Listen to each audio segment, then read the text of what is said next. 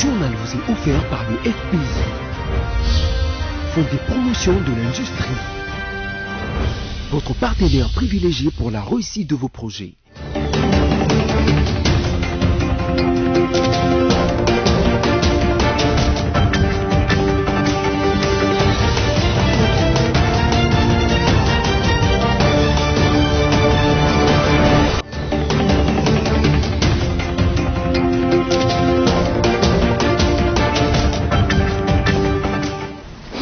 C'est l'heure de vous informer tout de suite les titres de l'actualité DC Journal. Félix Tshisekedi séjourne à Paris. Il participe au sommet international sur le financement des économies africaines. Bien avant cela, le chef de l'État a échangé avec la directrice générale du FMI. 17 mai 1997, 17 mai 2021, 24 ans se sont écoulés depuis la fin de la Deuxième République. Ce lundi, le Premier ministre Jean-Michel Sama-Lukonde, qui représentait le chef de l'État, a honoré les FARDC sur la place Forescom.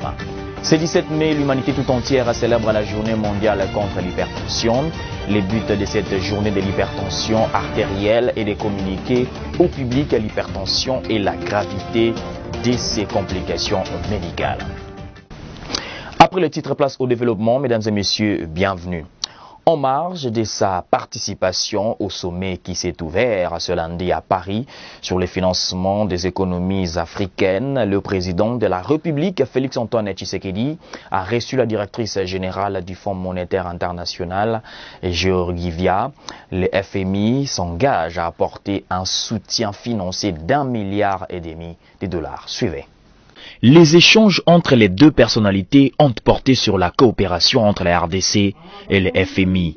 Le FMI avait pris l'engagement d'apporter un soutien financier de l'ordre de 1,5 milliard de dollars américains dans le cadre de son programme triennal et une autre enveloppe supplémentaire dans le cadre de la nouvelle allocation de droits de tirage spéciaux en discussion au G20. Pour cette troisième rencontre de la série avec la directrice générale du FMI, le président de la République Félix-Antoine Tshisekedi était entouré entre autres du ministre des Finances Nicolas Kazadi, de son directeur de cabinet adjoint André Ouamesso, ainsi que d'autres proches collaborateurs. Je le disais en titre, célébré dans le temps comme journée dédiée à l'entrée de l'AFDEL, menée par Laurent Désiré Kabila pour mettre fin au régime moboutiste. Cette date s'était inscrite dans l'essence de rendre hommage aux forces armées de la République démocratique du Congo. Pour cette année, c'est le Premier ministre Jean-Michel Sama-Lukonde, représentant du chef de l'État qui a honoré les soldats congolais sur la place Forescom, surtout cette période de l'état des sièges au Nord Kivu et en Ituri. On l'écoute. Je voudrais vous dire toute l'admiration que nous avons pour votre engagement sacré. Votre gouvernement ne ménagera aucun effort pour améliorer vos conditions de vie et celles de vos familles. Ce moment devrait permettre à chaque citoyen d'apprécier la valeur des sacrifices consentis par nos soldats, officiers et généraux, et de comprendre le sens de leur engagement et de leur sacerdoce visant la sécurisation du territoire national.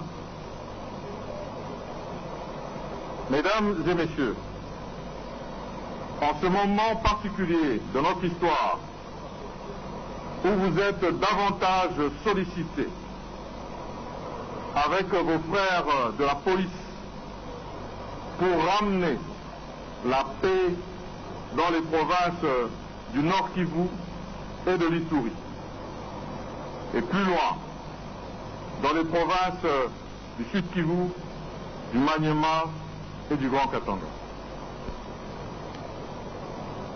Nous voulons vous dire que durant cet état de siège, vous ne serez jamais seul. la République tout entière sera à vos côtés. La prise de Kinshasa par l'AFDEL totalise 24 ans ce 17 mai. Comment l'AFDEL a mené la guerre des libérations, comment elle a été créée et quelles sont les raisons qui ont prévalu sa création, sous quel signe Laurent Désiré Kabila plaçait la victoire de l'AFDEL. Les tentatives de réponse dans cet élément. 17 mai 1997, 17 mai 2021, 24 années se sont écoulées depuis que jour pour jour, l'AFDEL prenait Kinshasa, mettant fin au régime véreux et sanguinaire du feu le maréchal Mobutu. Tout avait commencé avec l'accord de l'Émirat en territoire d'Uvira dans le sud Kivu, le 18 octobre 1996. Le PRP, Parti de la Révolution populaire de Mouzan Laurent Désiré Kabila, le CNR, le Conseil national de la résistance d'Ngandu Kiese, le Mouvement national pour la résistance et la démocratie de Massassou, ainsi que l'ADP, l'Alliance démocratique du peuple de Deo Garcia Bouguera, se sont accordés pour former l'AFDEL, l'Alliance de forces démocratiques pour la libération du Congo. Avec l'appui de puissances occidentales et les pays du Rift africain, notamment l'Ouganda et le Rwanda, l'AFDEL lance l'assaut contre le régime Mobutu. La guerre commence en octobre 1996 avec la chute d'Uvira le 26 octobre et se termine le 17 mai 1997 à Kinshasa avec la chute de cette capitale. 7 mois seulement avaient suffi à l'AFDEL pour supplanter le régime Mobutu. Autoproclamé chef de l'État du Zaïre-Congo, quelques heures après la chute de Kinshasa, Laurent Désiré Kabila prête serment au stade de Kamanyola, actuel stade de Martyrs, le 29 mai 1997. Dans son discours, il affirme que la victoire de l'AFDEL et son accession au pouvoir marquent la fin d'un régime corrompu, autocratique, de la régression économique et annonce la naissance d'une nouvelle société. Avec l'alternance intervenue le 24 janvier 2019, la date du 17 mai est dédiée aux forces armées de la RDC et a été rebaptisée Journée nationale de la révolution et des forces armées de la République démocratique du Congo. Et le 17 mai 2021 est célébré dans un contexte d'état de siège instauré à Ituri et au Nord Kivu pour juguler l'insécurité pendante dans l'est de la RDC. Dans une mise au point publiée dimanche 16 mai, les commissariats provinciaux de la police ville de Kinshasa saluent les jugements rendus par la justice sur l'incident du Ramadan au stade des Martyrs. De ces faits, la police demande à toute personne qui aurait des informations sur les individus. Les détails dans cet élément. Une fausse information attribuée au commissaire provincial de la police nationale congolaise, ville de Kinshasa, le commissaire divisionnaire adjoint Kasongo Kitenge Silvano, selon laquelle la confession religieuse musulmane ou l'église islamique est fermée en République démocratique du Congo à cause des incidents du stade des Martyrs les jours de la clôture du Ramadan 2021. Les commissariats provinciaux informent l'opinion que la police n'a pas de prérogative d'interdire une confession religieuse. Concernant les actes inciviques perpétrés le jour de la clôture du Ramadan par quelques fidèles musulmans incontrôlés, la police a travaillé avec professionnalisme dans le respect des droits humains et aucun blessé par balle n'a été enregistré, dit ces communiqués. Par ailleurs, le commissariat provincial s'est réjoui du jugement rendu par la justice le 15 mai 2021 contre les auteurs des incidents ignobles au stade. Les enquêtes se poursuivent pour retrouver les autres auteurs en fuite. La police demande à toute personne qui aurait des informations sur les individus dont visages sont visibles sur les images des incidents et les dénoncer à la police afin qu'ils répondent à leurs actes devant la justice. Ce 17 mai, l'humanité tout entière célèbre la journée mondiale contre l'hypertension. Le but de cette journée de l'hypertension artérielle est de communiquer au public l'hypertension et la gravité de ses complications médicales et de fournir de l'information sur sa prévention, sa détection et son traitement. À ce sujet, on écoute le ministre de la Santé publique, Jean-Jacques Mbungani. Chers compatriotes, la communauté universelle célèbre le 17 mai de chaque année la journée mondiale de l'hypertension artérielle instituée depuis 2005 par la Ligue mondiale contre l'hypertension artérielle. Cette maladie est le plus puissant facteur de risque des maladies cardiovasculaires et le principal pourvoyeur des accidents vasculaires cérébraux, de plusieurs atteintes cardiaques, notamment les cardiopathies ischémiques, l'insuffisance cardiaque ainsi que l'insuffisance rénale. À l'échelle mondiale, environ 1 adulte sur 3 est porteur de l'hypertension artérielle, ce qui représente environ 1 milliard d'hypertendus sur notre planète. En République démocratique du Congo, notre pays, la prévalence de l'hypertension artérielle à l'échelle nationale se situe entre 25 et 40%, sur base des enquêtes réalisées dans certaines provinces. Elle constitue ainsi, avec l'ensemble des maladies cardiovasculaires, un grand problème de santé publique dans notre pays. Les statistiques hospitalières collectées par le Programme national de lutte contre les maladies cardiovasculaires couvrant les 10 dernières années dans la ville-province de Kinshasa indiquent que les complications de l'hypertension artérielle représentées essentiellement par l'accident vasculaire cérébral, l'insuffisance cardiaque, constituent la première cause de mortalité chez l'adulte dans notre pays. Ceci est d'autant plus inquiétant, car ces décès concernent dans notre pays, contrairement aux pays occidentaux, la tranche d'âge économiquement active. Face à cette tragédie silencieuse, et en attendant que notre pays se dote de moyens nécessaires pour la prise en charge efficace de ces maladies, la prévention demeure le meilleur moyen de se prémunir de celles-ci. Cette prévention consiste en l'adoption d'un mode de vie sain dans le vécu quotidien de chacun d'entre nous. Il s'agit en l'occurrence de pratiquer une activité physique régulière, de manger moins salé, moins sucré et moins gras, de modérer la consommation d'alcool et de s'abstenir de fumer. Ces mesures permettront de prévenir des puissants facteurs de risque cardiovasculaire. Instant coronavirus en RDC, 165 échantillons ont été testés dimanche 16 mai et 47 se sont relevés positifs au Covid-19.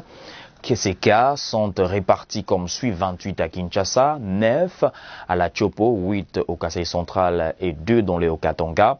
Le bulletin informe aussi qu'un cas de décès a été enregistré cette même journée dans un centre de traitement à Kinshasa. Dans un autre sujet, le gouverneur militaire du Nord Kivu, le lieutenant-général Constant Ndimba, a échangé le week-end dernier avec les députés provinciaux. Il était question pour la nouvelle autorité provinciale de communiquer à ces derniers sa façon de travailler. Suivez. Ils sont tous députés provinciaux et ont chacun désormais un rôle capital à jouer dans leurs communautés respectives durant la période de l'état de siège pour la stabilité de la province du Nord Kivu. Lors de ses premiers face-à-face, au nom de la paix, le gouverneur militaire, le lieutenant-général Constant Ndima et son adjoint, le commissaire divisionnaire, Romy Ekouka, ont invité les élus provinciaux à adhérer à la vision du chef de l'État, celle de pacifier cette province. Sensibles aux cris de détresse de la population locale meurtrie, ces élus se sont engagés à s'impliquer davantage aux actions et initiatives des autorités militaires impulsées par les chefs de l'État pour le retour de la paix durable dans la province du Nord Kivu. Aujourd'hui, le commandant des opérations, le gouverneur, est envoyé pour rétablir la sécurité, rétablir l'état des droits. Et donc, c'est ce message-là qu'il est venu nous dire, a fait que nous puissions lui accompagner dans sa mission, c'est de sécuriser la province Nord Kivu. Et pour démontrer leur engagement, ces interlocuteurs du lieutenant-général Constant Ndima et de son adjoint, le commissaire divisionnaire Romy Ekouka, ont lancé un vibrant appel à la population pour la dénonciation et à la cessation des hostilités aux groupes armés pour le développement de cette contrée. Nous appelons la population du Nord Kivu à s'approprier tout d'abord cette décision du chef de l'État, son Excellence Antoine Félix Tshilombo, celle de vouloir mettre les paroles aux actes, de passer les paroles aux actes, c'est-à-dire donner la paix à la population du Nord Kivu. Et pour que cette paix soit effective, il faut que la population s'approprie de ça. Il faut que cette population commence à dénoncer tout porteur d'armes illégales, à sensibiliser les jeunes gens égarés de revenir à la raison pour répondre à l'appel du chef de l'État, aller dans le programme DDRCC. Et pour les groupes armés étrangers, ils sont appelés aussi à répondre au DDRRR pour qu'ils qu'ils rentrent chez eux.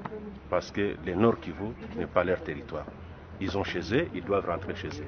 Ce dialogue citoyen. Juste après, le nouveau chef de l'exécutif provincial est allé se rendre compte de l'éboulement qui s'y est produit dans la nuit de jeudi à vendredi au village Moutiri, dans le territoire des Massissi. Regardez. Nord Kivu, le lieutenant-général Ndima Constant, coiffé de son casque de combat, à côté de son adjoint, le commissaire divisionnaire Romy Ekouka et des responsables militaires en province, débarquent en territoire de Massissi. Ici, le commandant des opérations militaires au Nord Kivu vient avec une mission double pour cette première descente. Depuis sa prise de fonction, sensibiliser les jeunes à quitter les groupes armés et s'imprégner de la situation de la route Goma-Massissi, coupée suite à l'éboulement des terres depuis 4 jours au village Moutiri. Une route très capitale pour les opérations militaires. Nous osons croire que si cette situation perdure, il y aura le flambé de prix à Goma. Raison pour laquelle nous sommes intervenus rapidement pour qu'on voit d'abord comment frayer un chemin pour faire passer d'abord les véhicules. Par après, je vais solliciter Foner qui viendra terminer les grands travaux. Cette route est très importante pour nous. Faisons suite de la conduite des opérations que nous allons bientôt lancer ici sur place. Nous avons lancé un appel à nos frères porteurs d'armes et aussi aux porteurs d'armes étrangers, les groupes d'armées étrangers. Nos frères qui portent les armes aujourd'hui, nationaux, s'ils sont patriotes, ils vont déposer d'eux-mêmes les armes afin que nous construisons ensemble la paix. Mais ceux qui seront réductibles, nous allons les pourchasser parce que c'est une imposition de la paix. Nous allons les pourchasser jusqu'à leur dernier retranchement. Ces déplacements des autorités militaires dans ces territoires suscitent l'approbation de la population à l'état de siège. L'une des solutions efficaces par rapport à l'insécurité dans notre territoire et dans notre province. Vous savez, il y a plus d'une décennie, nous avions souffert de la guerre et cette guerre est causée par nos milices normalement, nos enfants propres. Et si l'État lui-même se prend en charge de dire qu'ils viennent nous intervenir, nous venir en aide, de éradiquer ce virus, vraiment nous l'applaudissons avec véhémence. Tous les moyens ont été débloqués par le gouverneur de Provence pour que cette route soit praticable dans des brefs délais. L'artiste et musicien Lelimba, président de la fondation qui porte son nom, a visité le week-end dernier les vieillards dans la commune de Limete au quartier Kingabwa et n'a pas dérogé à ses habitudes d'assister les Congolais en situation difficile. Josué Kalamba signe à ses reportages. L'altruisme est la forme la plus intelligente de l'égoïsme. Et c'est cet état d'esprit qui a caractérisé l'empereur Lelimba wa Kunchila, initiateur de la fondation qui porte désormais son nom.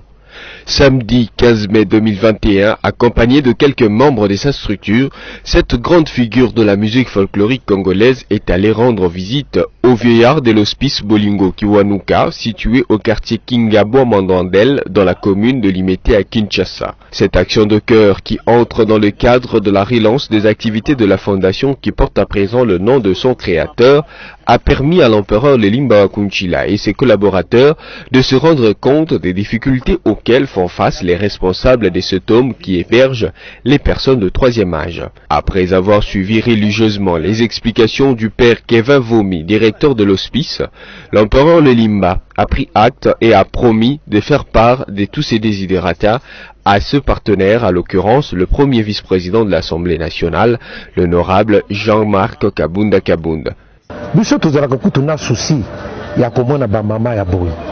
Tozalaka na souci ya komona ba obaza na hôpital.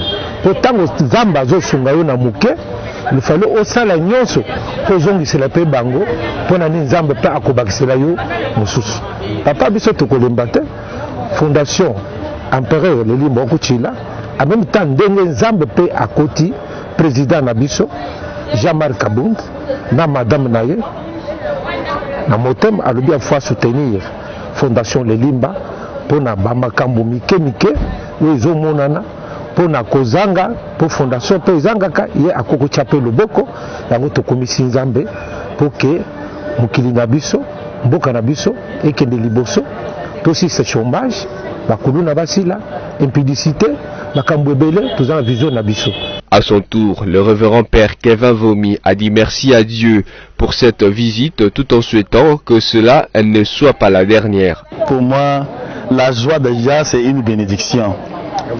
Donc quand papa et maman ici présents, Jean-Marc Kaboun et sa femme donnent pour les vieillards, donc eux ils sont en train de donner pour Dieu. Alors Jésus a dit, quand j'étais en prison, vous étiez venu me rendre visite. Quand j'avais faim, vous m'avez donné à manger. Quand j'avais soif, vous m'avez donné à boire. Et les gens vont poser la question, mais Seigneur, quand est-ce qu'on t'a vu? Et Jésus a dit, à chaque fois que vous faites du bien aux personnes vulnérables, c'est à moi que vous êtes en train de faire. De façon symbolique, la Fondation a donné à l'équipe dirigeante de l'hospice l'échantillon de ce qu'elle a apporté comme don en vivre et non vivre. L'hospice Bolingo Kiwanuka compte 10 vieillards internes et 80 externes. Signalant qu'une fois l'étape de la fondation terminée, la délégation a pris la direction de la résidence officielle de son initiateur, où ce dernier a eu une séance de sensibilisation avec les femmes de la fondation, à qui il a donné les nouvelles directives de cet ASBEL. On va parler sport dans ce journal. La publication les samedis derniers de la liste des 32 léopards A préconvoqués pour le stage de Tunis par le deuxième assistant du staff technique des léopards A, Daouda Lopembe. Qu'y a-t-il à savoir sur ces groupes A? Sami Bosongo nous fait découvrir. En prévision du stage de Léopard A en Tunisie, stage assorti de 2 rencontres amicales aux prises d'abord avec les Aigles du Carthage de la Tunisie, puis les Requins bleus du Cap-Vert, le staff technique de la sélection nationale a procédé à une présélection de 32 joueurs. La liste publiée le 15 mai 2021 porte la signature du deuxième assistant du staff technique des Léopards, Daouda Lopembe. Les observations réalisées parcourant cette liste sont telles que, outre que plusieurs cadres enregistrent leur comeback au sein de la sélection après avoir été retenus par leur club lors de la dernière trêve internationale comme Cédric Bakambou, Yannick Bolassier, Gaël Kakuta, etc., l'absence des joueurs comme Neskins Kebano, Meshak Elia, Yohan Wissa et Dieu merci Mbokani est très remarqué. Il tient en outre de noter qu'un de ces léopards, Gaël Kakuta, qui joue à RC Lens en Ligue 1 française, a été élu ce lundi 17 mai meilleur joueur africain du championnat français et a remporté le prix Marc-Viviane Foué avec 219 points. Il est le premier Congolais à remporter ces prix remis par la Radio France Internationale et France 24 depuis 2009. Le Gabon doit avoir le temps de justifier les incohérences sur le dossier Guelor Kanga. C'est la raison du nouveau report du verdict de cette affaire, après le premier report qui a annoncé pour dimanche le verdict de ces problèmes. Décidément, les passionnés du sport au roi de la RDC sont soumis à une cure de patience par la Confédération africaine de football quant au verdict qui doit sanctionner l'issue de l'affaire qui oppose la FECOFA, la Fédération congolaise de football association, à la Fédération gabonaise de football, la FEGAFOOT, affaire qui porte sur le dossier Guelor Kanga ou Kiaku Kiangani. Attendu dimanche 16 mai, ce verdict a été de nouveau renvoyé à une date ultérieure. La CAF justifie ce nouveau report par le besoin de donner plus de temps aux Gabonais pour qu'ils expliquent les incohérences sur les informations fournies sur Guelor Kanga. Il s'agit d'expliquer comment ces joueurs dont la mère est décédée en début de l'année 1986, soit 4 ans après sa naissance, soit apparus à Oniem au Gabon pour donner naissance au même enfant en septembre 1990. Du côté congolais, en dépit de l'impatience visible au sujet du verdict, l'on regrette ce report tout en se disant assuré de l'aboutissement heureux de ces dossiers, au regard des éléments fournis à la CAF par le président de la FECOFA, Constant Omari. En Vodacom Ligue 1, le Classico congolais a vécu au stade Kamalondo le dimanche 16 mai entre l'ASV Club et les tout-puissants Mazembe a tourné à l'avantage du club louchois victorieux par 3 buts contre 1. Une victoire qui replace Mazembe à la tête du classement provisoire. Les détails dans cet élément. à cette manche retour finissant de la 26e édition de la Vodacom Ligue 1, tandis que la lutte pour le titre devient âpre entre les trois équipes du podium, à savoir le tout-puissant Mazembe, l'association sportive Vita Club et l'association sportive Maniema Union, les moscovites de la capitale ont courbé les chines dans leur duel face au Corbeau Louchois, dimanche 16 mai au stade de la Kamalondo. Dans ces classicos congolais très attendus par les fanatiques de l'une ou l'autre équipe, le tout-puissant Mazembe se montrait plus efficace au but que l'AS Vita Club, même si sous le rapport du jeu, les deux équipes se sont bien toisées. Dès la 11e minute, Pascal Mbarga de Vita Club marque contre son équipe sur une action de Renford Kalaba qui a récupéré une balle perdue à l'entrée du grand rectangle pour la shooter. Le renvoi du portier Omosola a heurté Pascal Mbarga, prenant la direction du fond des filets. À la 39e minute, le tout-puissant Mazembe récidive lorsqu'Adam Bossu marque de la tête, coupant un corner exécuté par Ochaya. Adam Bossu signera son doublé à la 47e minute avant la réduction du score à la 60e minute par l'ailier gauche moscovite Lilepo. Score final de la rencontre 3-1 pour le tout-puissant Mazembe. Le même dimanche au stade Dominique Dur, l'association sportive Simba a surpris en battant le DSMP par un but contre 0. But marqué par le latéral droit Don Makengele à la 40e minute. Sur le même gazon, le FC Lupo très déterminé a battu Blessing FC par 2-0. But marqué par Kazadi Zadio et Massamba Kiese. Dans le classement partiel, le tout-puissant Mazembe est leader avec 63 points, plus 39 de différence de but après 27 duels. L'association sportive Vita deuxième avec 61 points, plus 27 de différence de but au terme des 26 rencontres. Et l'AS Maniema Union troisième grâce à ses 60 points, son goal average de plus 23 après 27 prestations. Ne nous quittez pas, la revue de presse, c'est dans un instant.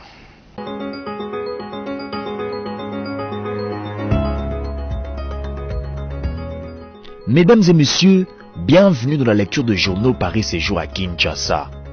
RDC, les gouvernements lancent une campagne de soutien à l'armée et la police, écrit radiokapi.net. Lancée samedi 15 mai, la campagne Bendele Ekoyate ou que les drapeaux ne soient pas en berne pour soutenir les forces armées de la République démocratique du Congo et la police nationale congolaise engagées au front dans la partie est de la République démocratique du Congo. Sama Lukonde, premier ministre qui a lancé cette campagne aux côtés de quelques ministres, officiers de l'armée et de la police, invite l'ensemble des Congolais à s'unir autour de cette décision d'état de siège dans l'Ituri et le Nord Kivu pour que cessant de massacres, viols, déplacements de population et autres violations de droits humains par les forces négatives. Pour sa part, Actualité.cd relève les propos du Premier ministre Jean-Michel Sama Lukonde du soutien aux FARDC et la police. Dans son adresse, le Premier ministre congolais a appelé tous ceux qui ont pris les armes à revenir à la raison et promet de les réinsérer dans la vie normale pour participer également au développement de la République démocratique du Congo. En ce moment précis où la République démocratique du Congo occupe la présidence de l'Union africaine, le Premier ministre Jean-Michel Sama Lukonde sollicite le soutien des pays partenaires de la RDC à cette décision de l'état de siège. Cela intervient quelques jours après que le chef de l'État ait décrété l'état de siège au Nord Kivu et en Ituri. Mesdames et messieurs, c'est la fin de cette revue de presse. Merci de l'avoir suivi.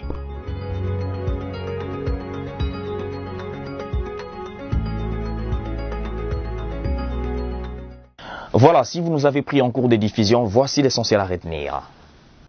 Félix Tshisekedi séjourne à Paris. Il participe au sommet international sur le financement des économies africaines. Bien avant cela, le chef de l'État a échangé avec la directrice générale du FMI. 17 mai 1997, 17 mai 2021, 24 ans se sont écoulés depuis la fin de la Deuxième République. Ce lundi, le Premier ministre Jean-Michel Sama Lukonde, qui représentait le chef de l'État, a honoré les FARDC sur la place Forescom. Ce 17 mai, l'humanité tout entière célèbre la journée mondiale contre l'hypertension. Le but de cette journée de l'hypertension artérielle est de communiquer au public l'hypertension et la gravité de ses complications médicales. Ce journal est terminé. Merci de l'avoir suivi. L'actualité reste en continu sur votre chaîne. Restez avec nous.